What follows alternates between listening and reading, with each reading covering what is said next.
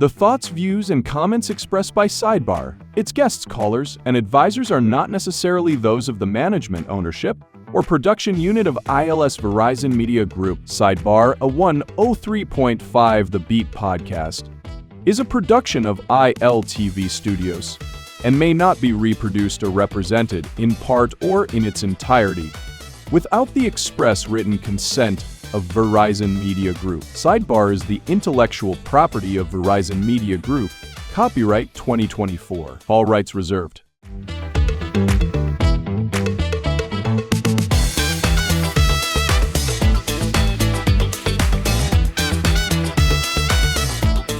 Good day. Welcome to SIDEBAR, 103 The Beat podcast powered by ILTV. I'm Stephen Hanna.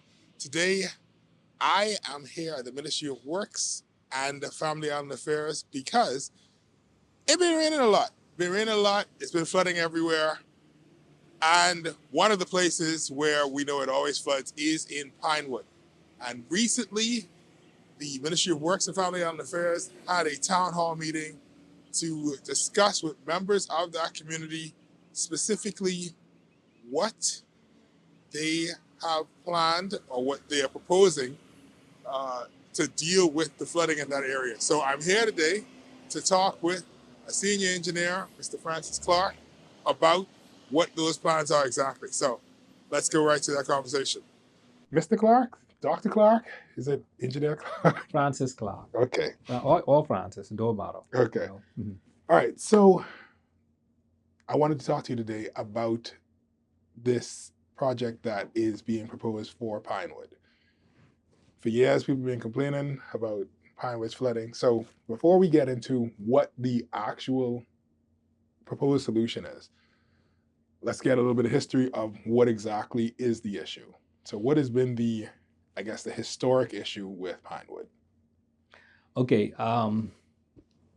Pinewood was constructed sometime in the late 1970s and early 1980s. Now, the location where Pinewood was constructed is bounded by two ridges. Okay. Now, are they like to the north and south, or? Yeah, one ridge is north of Pinewood, and the other one is south of Pinewood. Okay. But during this time, when the project was constructed, there wasn't much drainage issues. I mean, we had some areas that are flooding, but we could have managed those by installing drains and cleaning the drains and maintaining them. But climate change is changing all of that.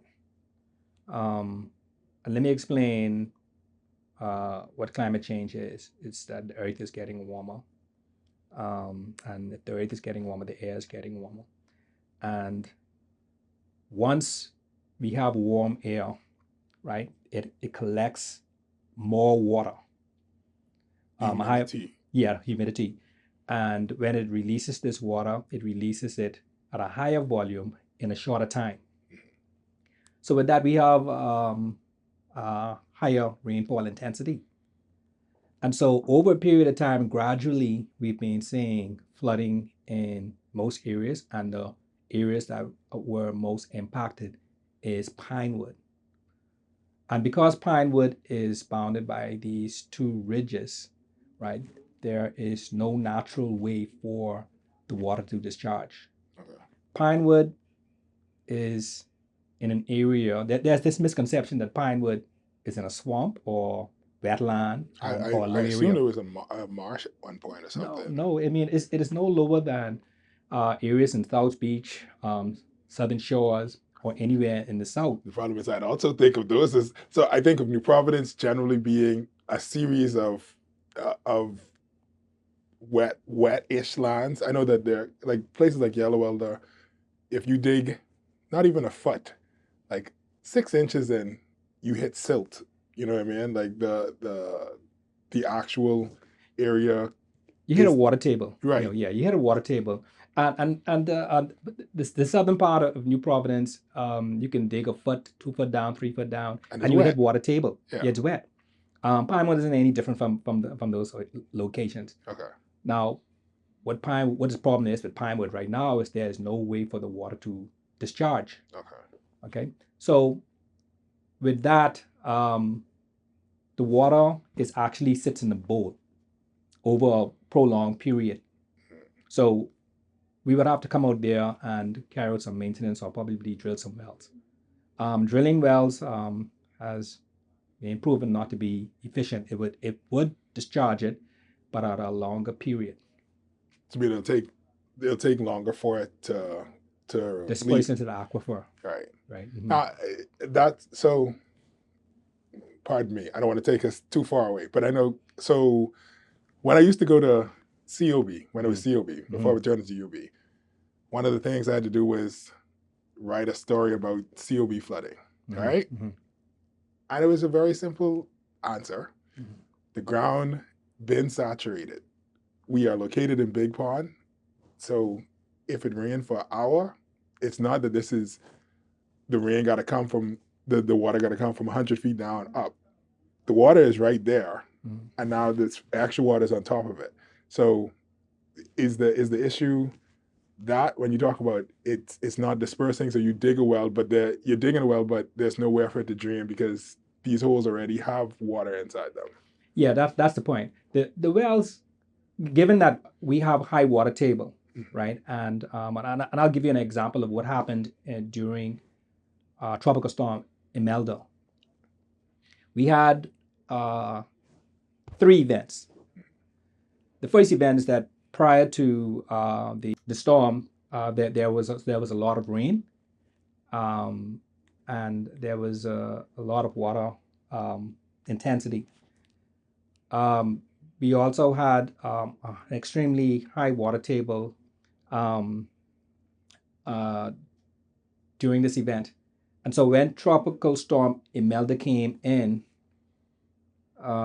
it dumped 8 inches of rain over a 24-hour period. We've had in some locations we've had 17 inches of rain, and that's recorded at the Linden International Airport. Right. Some areas were 15 inches, and some areas were 4 inches, 4 to 5 inches. Right. But on average, we had 8 inches of rain. That was predicted, and that was why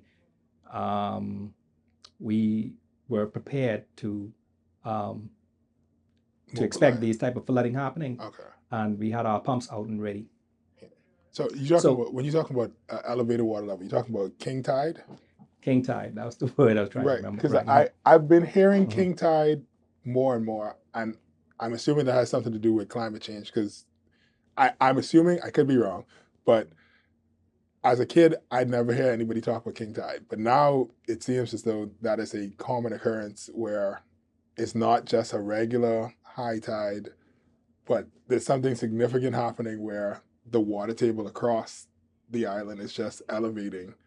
And so that's causing flooding in different areas where it would normally flood. The king tides, was always here. It's really tidal change. Okay. One of the issues that exacerbate the situation with the flooding is that overdevelopment and development on wetlands. And I'll give you an example of what we experienced during Tropical Storm Imelda in a community called Papaw Tract. Papaw Tract has wetlands on the northwestern side of that development. There was a development by the name of Villanova. They worked along with the Ministry of Works to construct a culvert through a natural tributary that went into the wetland, and it will end up going into the ocean. There was another developer just south of them that was not ready to build yet, but started to fill in the area and blocked the natural flow. So we have a lot of developments that are happening at the moment that is really filling in wetlands and blocking off the natural flow into wetlands or into the sea. Right. Wetlands are important for natural drainage of the land. So what we really need to do is we need to enact legislation and develop policies, right, where developers would have to perform an environmental impact assessment, determine how this development will impact our drainage, and then when they construct, will mimic the natural drainage so that we wouldn't have these type of problems. Right. All right, we're going to take a quick commercial break. When we come back, we're going to continue the conversation. You are watching and listening to Sidebar 103 to Be podcast, powered by ILTV. I'm Stephen Hanna. We'll be right back.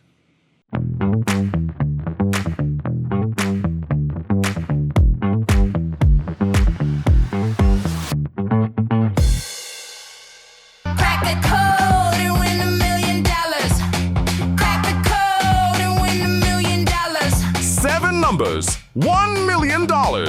Every 3 days, a number is revealed. Act fast. Your million is waiting. Crack that code when a million clear. Crack the code before the last lock clicks shut. Get ready to join the winner's circle only at islandluck.com.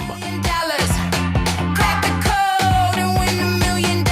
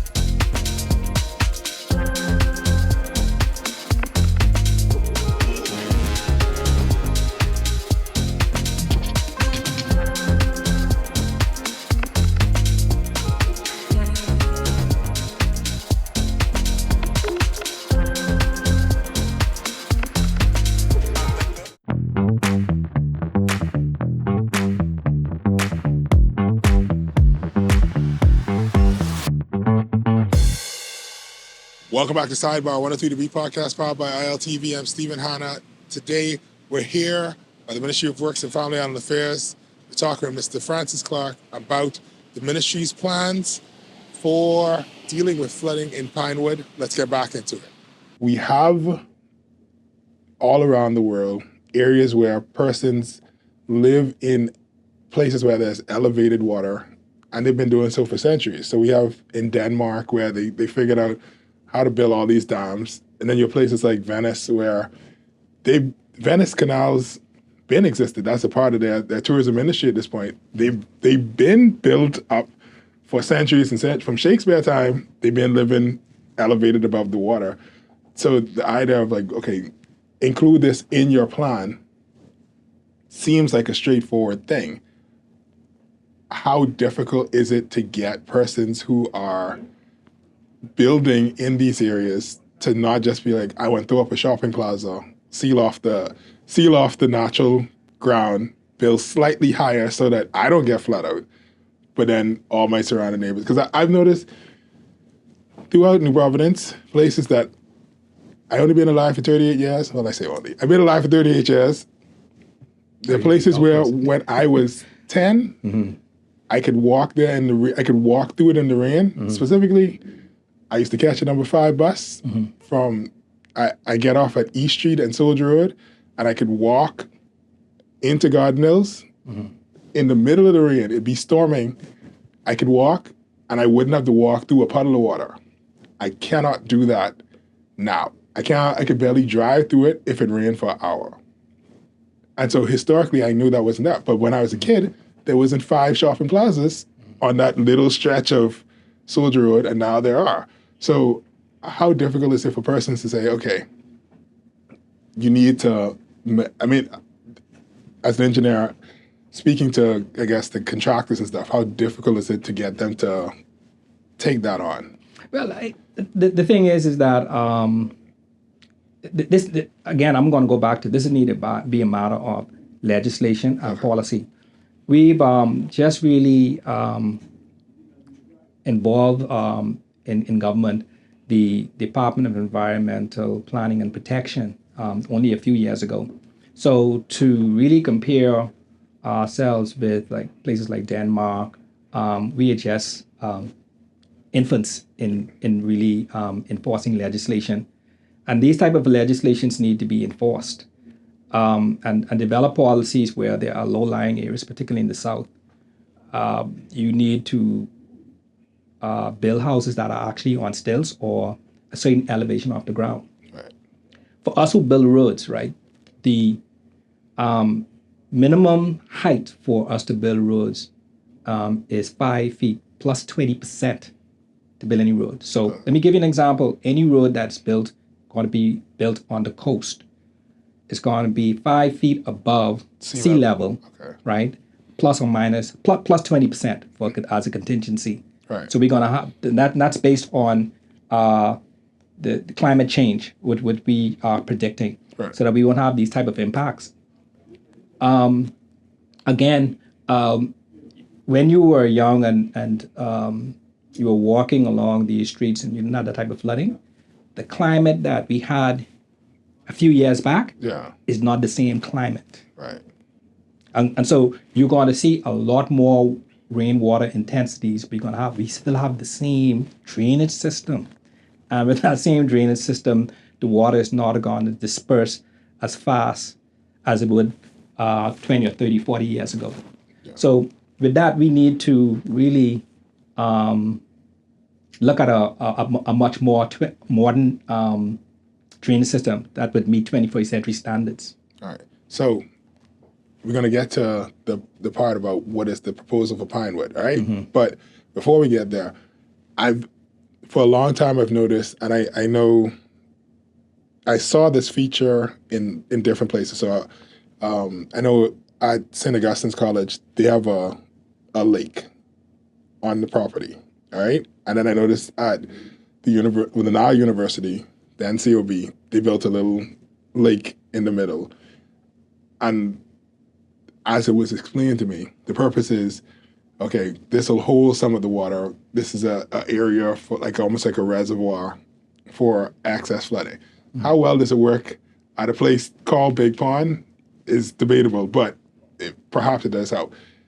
The one at the edge of Pinewood, there seems to be like a lake by the park. Is the purpose of that a reservoir or? Yeah, that was constructed sometime the late 1990s, early 2000. Okay. To collect water and hold it in that pond. That's a detention pond for a period of time, and that was before we had climate change. Right. Now, how effective was it at that point, though? It was effective. It made a difference. Right. Okay, it made a difference, but it's outdated now. Okay. So with that, our new Pinewood design, right, will include a series of ponds. Okay. Located right in that park, right, and some other green spaces, where, for the most part, the streets of Pinewood, we will be constructing catch basins or channels alongside of the road on both edges of the road. They will collect the water, and the water will be discharged through a series of underground culverts because of the topography. Right. And then it will be discharged into those ponds, those detention ponds. Those 10 detention ponds will hold the water until it reaches a certain level, and then they will go through another set of culverts and then into some canals that we will be constructing. We want to be constructing 3 sets of canals. Okay. These canals are... They're going to lead up to South Beach? Yeah, they will be leading into South Beach and discharge into the existing South Beach canals. Okay. Mm-hmm. So the dimensions of these ponds are 90 feet wide, but fairly shallow. They'll only be between 6 and 8 feet deep. No. As a person who's not 8 feet, 8 feet sounds very deep. Okay, so so I have many questions now because I know that we have. So let's start with the human issue. Before we get to the response at the town hall, let's start with downtown.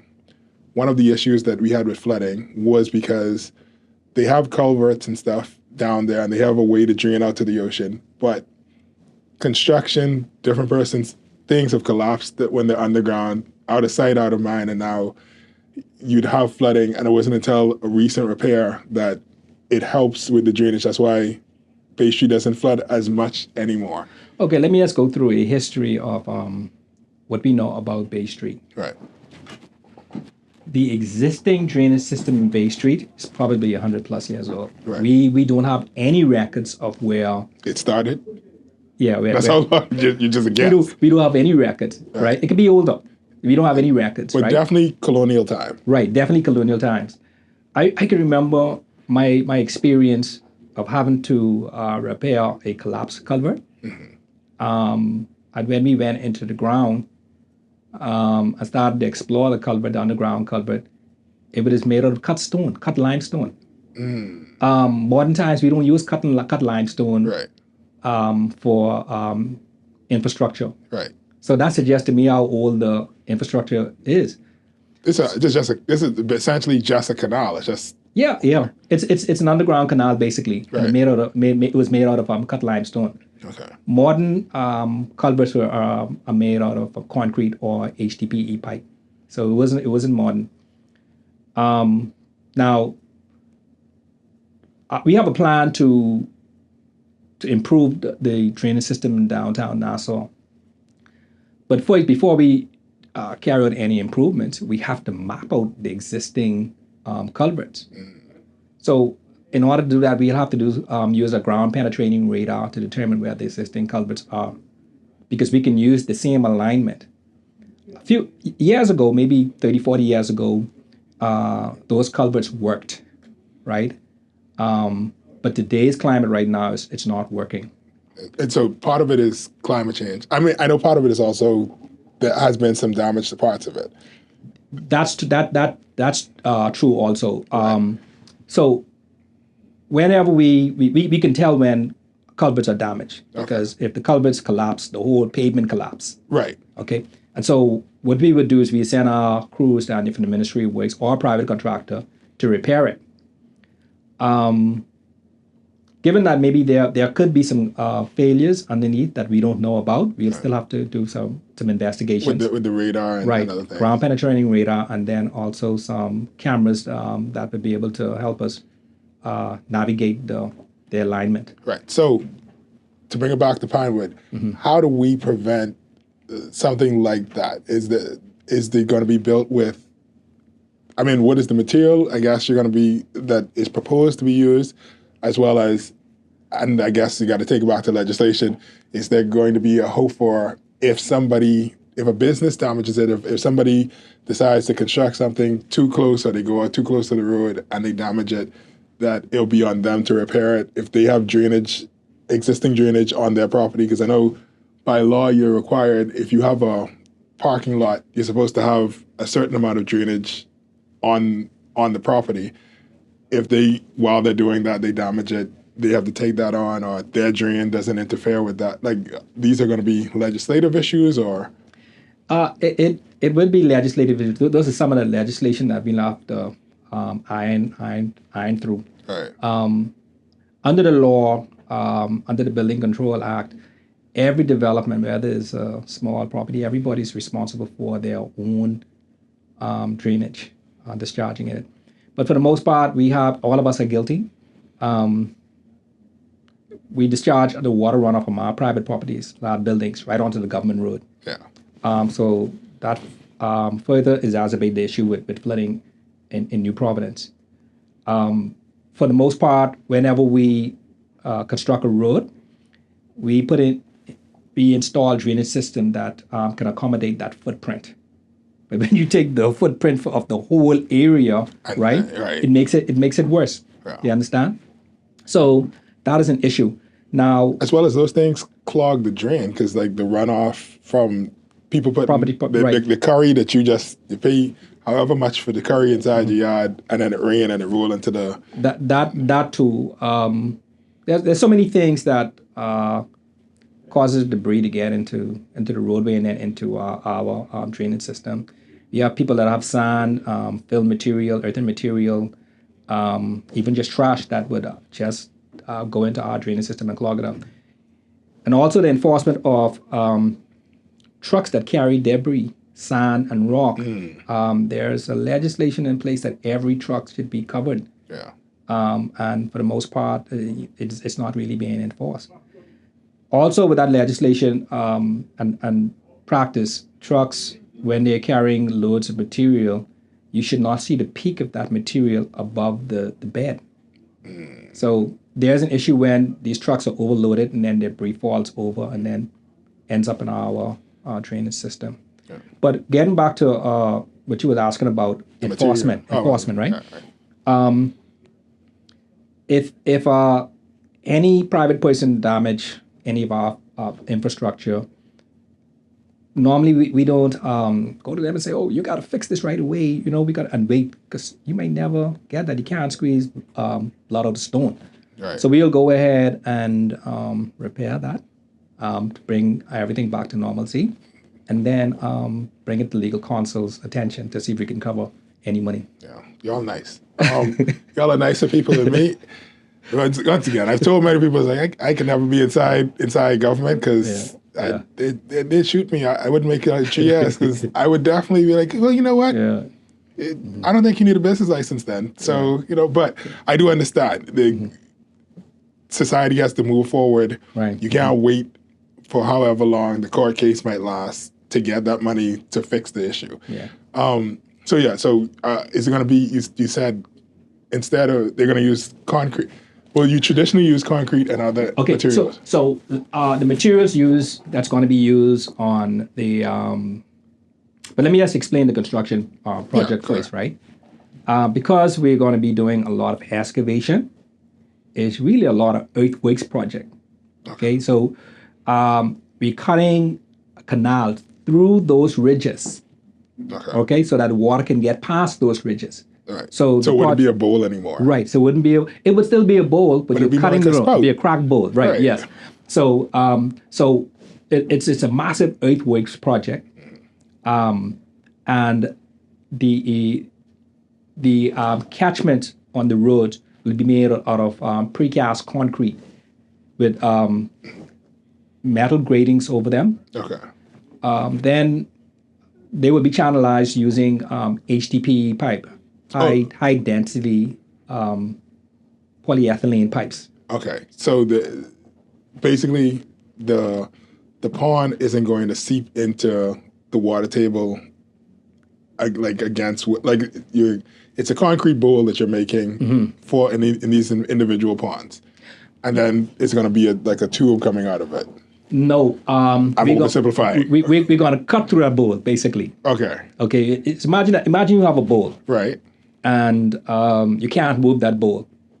So what you will do and you want to get that water out. Right. So what you would do is you would have to cut that bowl to get the water out. Right. Okay, so that essentially that is what we are doing. Yeah, you're punching a hole, and that's the ridges. But I mean, in the individual ponds, you're saying you're going to line that with concrete? No, the ponds are not going to be lined with concrete. Oh, the channels. Yeah, just the channels. The channels that are coming on the side of the road, they're going to be lined with concrete. Okay. Okay, and then they would be discharging water from there to some culverts, and then from the culverts they'll be going to the detention pond. The detention pond is going to hold water until the water reaches a certain level, then it'll be discharged into the canals. Okay. Now, this is going to be a new type of drainage system altogether, because this is going to be a massive project, then. Because I mean, this is there are some roads that don't have sidewalks, but you're talking about putting channels inside them. And then people still have to drive over them, so they have to be kind of submerged or covered in some sort of way. The channels are going to be at the level of the road pavement, right? And the sidewalks are probably will be behind the channels. Okay. Yeah. So we can collect the water runoff. Right. This type of infrastructure is going to need a lot of maintenance, because it's going to collect a lot of debris. Because it's not going to be very deep. So the depth of those are going to be about 18 inches deep. Okay. and about 18 inches wide. All right. Yeah. So right. I imagine that. How? Because all I'm thinking about is not just having to clean the drainages, but does this then mean that any new construction in the area, that people still, because everybody seems to be building higher and higher than the road to get the water off their property, is there any, I guess, plan or suggestion to say, hey, perhaps persons on their own property could have reservoirs, or do they need to consult with you to figure out how to get the water to drain into the drains, or like is this thing, how's that going to work? We have that system in place right now. Actually, we coordinate with building controls and the civil design section. Whether it is enforced, Right. we don't know. So our position in the civil design section is that every development would have to have their own drainage, their own water containment system, their own access management. And if you have to construct an access to your property, you would have to install a well, right, and also put in a culvert across your pavement to collect that water and discharge it to that well. But I can imagine that for people who don't make a lot of money, it's challenging for them to put that type of infrastructure in. Right. But that's what I'm saying. Like, is there? And forgive me, I'm a simple man, right? My idea is like, if I ever had to live inside Pinewood, one, I'm going to accept flooding as a reality. I could grow rice in the front and shrimp in the back, right? Yeah. But is it possible to, the same way that there is a reservoir we see a reservoir working. The plan is to have smaller reservoirs that lead out. Is it possible for individuals to have on their own property a reservoir of some sort? Yeah. Because I feel like that might be an easier thing to build than to have to dig a well and then do all the culvert work. It is easier. I remember a few times when I've had to do some reviews on permits, building permits. Right. I made some suggestions to several applicants. You don't have to build a well; just put a detention pond in certain part of your property. Right.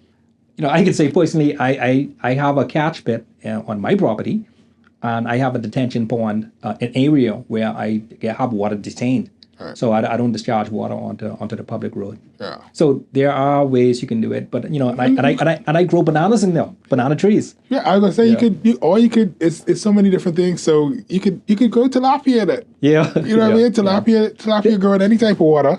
Yeah. There are natural ways to detain water, right, and also make it useful. Right. We're going to take a quick break. When we come back, we're going to continue the conversation. You are watching and listening to Sidebar, 103 The Beat podcast, powered by ILTV. I'm Stephen Hanna.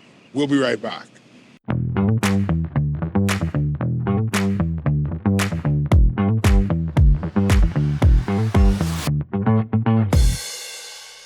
Welcome to Paradise Premium Foods, where exceptional taste meets everyday convenience.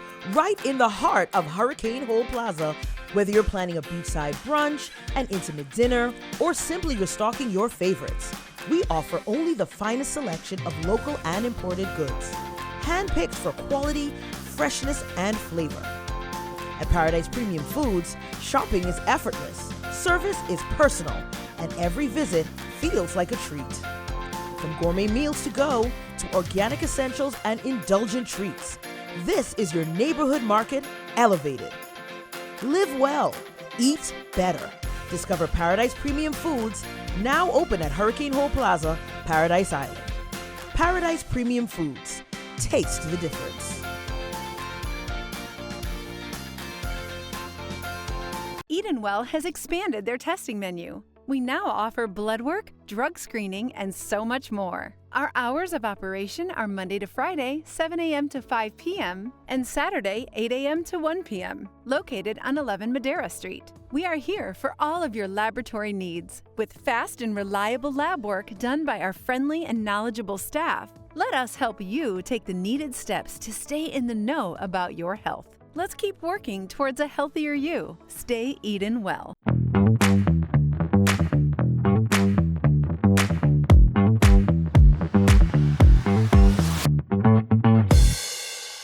Welcome back to Sidebar, 103B podcast, powered by ILTV. I'm Stephen Hanna.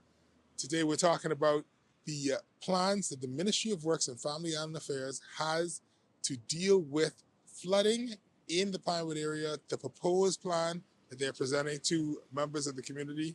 Let's get into that conversation with Mr. Francis Clarke. Because we have high tide and king tide and all these different things. Are we going to be putting valves into the culverts and the drainage so that it doesn't come back up if the canal rises? Yeah, we have on all of our outfalls, right? Even today, and any future projects, we have to put in a Walco valves or valves to prevent water from coming up. Should there be any hurricane that causes the water to go up, Right. or natural high tide. So yeah, we will be putting in valves to prevent water from coming in. Okay. Now, I know that some valves, well, not, what is it? The valve itself, once you install it, that infrastructure is kind of more or less like that's a permanent fixture. You're only going back in there unless you need to switch them out. So is that a Yes. concern? That, I mean, in terms of like anything damaging those valves or having to switch out the valves? Or? Well, certainly the valves are going to be need maintaining. What we are looking at as part of this program too is institutional strengthening and implementation of an asset management system. Whereas we don't wait for a valve or any infrastructure to wait for it to break. deteriorate, right? We have a inspect schedule. it. We inspect. We have a regular schedule. Check it, and we see that it's going to fail imminently. We just change it. So that's part of the institutional strengthening and use of the asset management system. Okay. Now, what was the response like? Because you guys had a town hall meeting with the residents. Did they express any concerns or any thoughts about the plan in general? Residents just wanted to know how it would help them. Okay, and so they asked questions as to how it's going to help them. Some expressed concerns is that during the construction, how it's going to impact them. So we addressed that. As part of this program, before we pull the trigger on any construction, we have to install, develop an environmental and social impact assessment. Right. The environmental and social impact assessment would inform us on how to create an environmental management plan and a social management plan. We want to reduce the impact on the environment as much as possible and reduce the impact on residents as much as possible. Now, mind you, there's going to be impact, but the social management plan is going to keep it to a minimum. Okay. Imagine this, right? Once we start some excavation right in front of your house, we don't want to deny you access. Right. So we have to have a plan where, once we're in front of your house, we install the infrastructure and backfill it, and you can get access to it As quickly as possible. Right, as quickly as possible. We don't want to prolong the project, to a point where we have impacts to the residents in that area. So, okay, I mean, on one hand, I think that one of the good things is that this is a residential project mostly, as opposed to a commercial, because I feel like once you start getting into commercial, people who could tie up things in court make things a little bit more complicated. But that's my personal opinion, right? The question is, have you guys mapped out, or are you going to suggest areas? Because I know physical planning, which is part of the ministry. Whenever somebody wants to build something new, they gotta have a town hall meeting saying, okay, we want to have a liquor store here, we want to put a school here, we want to put this business here. Has the actual areas one where the ponds are going to be been determined already? Is it still in suggestion phase, or is it like these are the best areas, these are the backup areas? Has that happened yet? And then how would those things impact the persons who are close by those residents or by those reservoirs? Okay, so for the most part, the proposed detention ponds we're going to be putting one more in the park. Okay. On that same park. On that same park. Okay. Now that's going to have a feature where it socially, it's acceptable to people. It's not going to look ugly. It's going to be landscape, all that type of Right. features. All the other detention ponds are going to be in an area where there are no residents. It's just generally green space. Okay. Mhm. All right. So around the homes, the only real disturbance is going to be when the culverts are being put in. The culverts and the channels. Right. Right. Mm-hmm. So okay, and then to get it from the detention pond to the canal, Mhm. how is that going to work? Now that is the challenge now. That is where we are going to be having. We're going to start a lot of earthworks Okay. because this is where we have to go cut through that ridge. Okay. Um, This is the southern ridge. this is the southern ridge, Right. right? To where the existing South Beach canals are. Right. Now, we know that there are going to be a few properties that are going to be impacted, right? Government is going to have a discussion to acquire private property to construct these canals and to construct these channels. Our review of the drawings suggests that there are only about 3 or 4 homes. Okay. We are going to be having discussions with those individuals for government to purchase Right. and duly compensate them for it. Right. And I'm like, y'all better at math than me, because I was like, I don't know where y'all gonna put these things, right? But once those things are there, now, when you talk about the social aspect, right? In my mind, I think that making these ponds, they have a utility value, but it's almost indirect, because people only really, if it works, 10 years from now, people won't see the benefit of it because it's a part of their everyday life, right? And so how do you is there a plan to say, okay, not only is this going to be green space where you could look and it's a nice pond or whatever, and somebody will remember when Pinewood used to flood. Is it going to be a situation where these are going to be used as spots for like hang out? Like, what is there a plan for that? Well, as part of this program, we're gonna have to. We were planning this. This is one of our initial meetings Okay. that we have with them. So we're gonna have a series of public meetings with the residents of Pinewood. Okay. So it's going to be up to Pinewood residents to help suggest how they want these ponds to look and feel. When we have these meetings, right? These public meetings, we listen to them to see if we can incorporate some of the things that impact that can reduce any impacts to them or improve the features. We're just not going to be constructing a pond and put no landscape or social features there. So what we presented last week Friday was a conceptual design. Okay, it's not the detailed design, it was just conceptual design so that the residents can see what we are planning and how it works. But as we continue to develop the plans, we will be presenting those to the residents so they can see what social benefits that can come along with this project. So it's going to be 2 detention ponds. It's not going to be big enough for a boat race or anything. It is more than 2. It's about. I mean, 3. inside in that park. There. Yeah. Well, There'll be 2 separate ones. Yes, 2 separate ones. Okay. We're not going to Make it a giant one. We're not going to fill in or remove the existing detention pond. Right. We just going to increase the capacity of water detention Yeah. by constructing another one. Okay.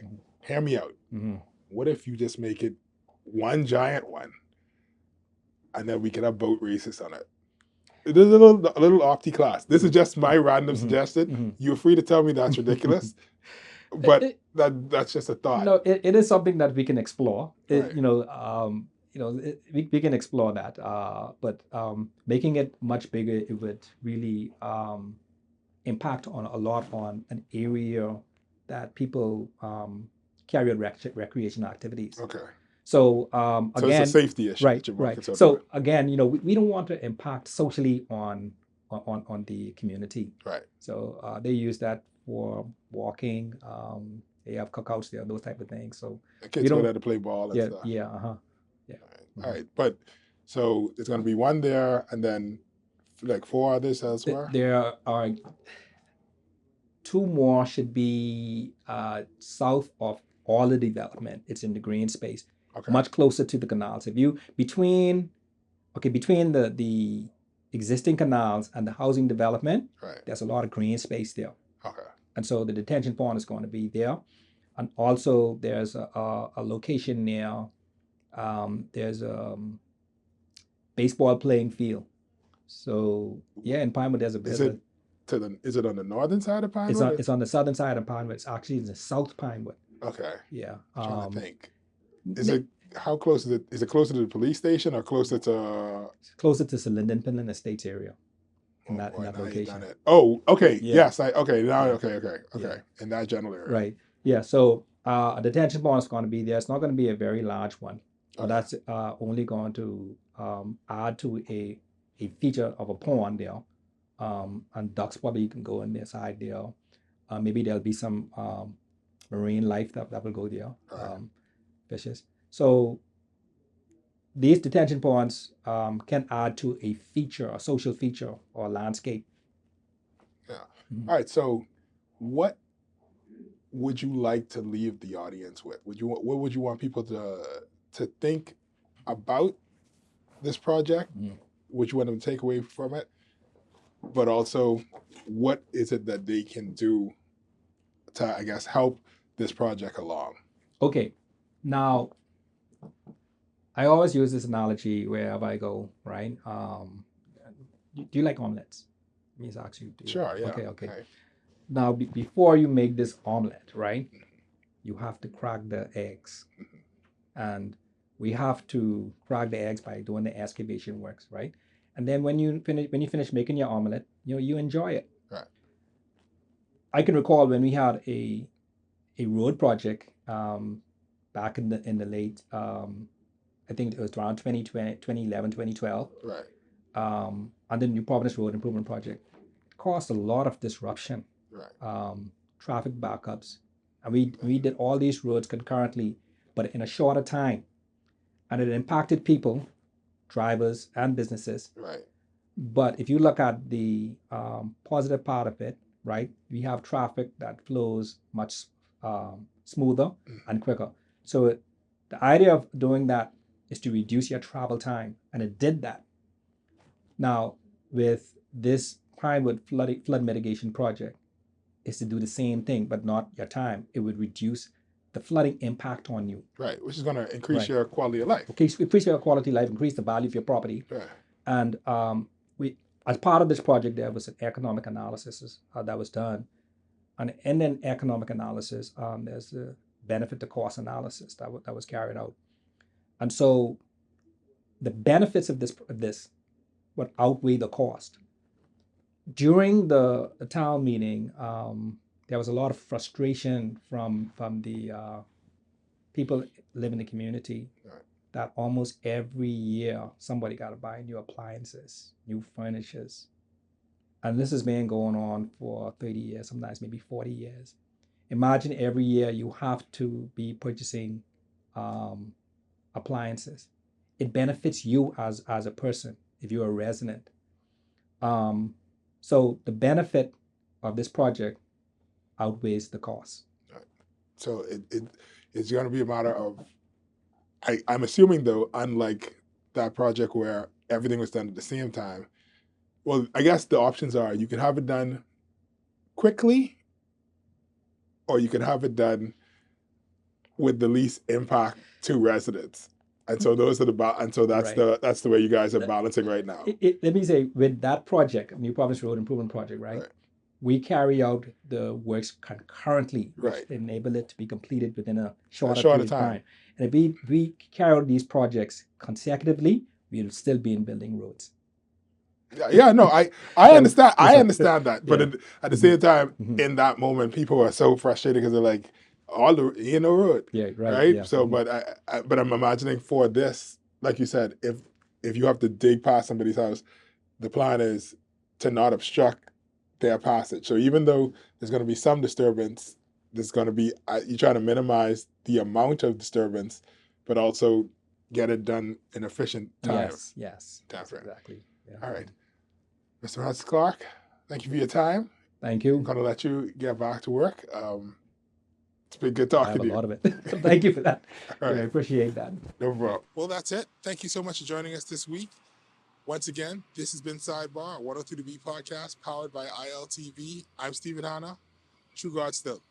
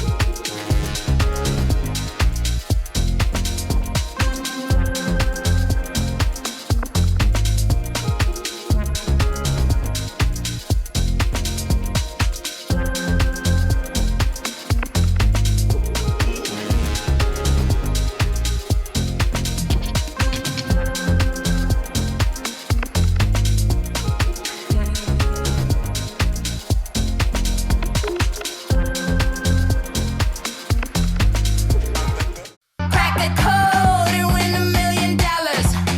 Crack the code and win $1 million. 7 numbers, $1 million. Every 3 days, a number is revealed. Act fast, your million is waiting. Crack that code, win $1 million clear. Crack the code before the last lock clicks shut. Get ready to join the winner's circle only at islandluck.com. $1 million. Crack the code and win $1 million.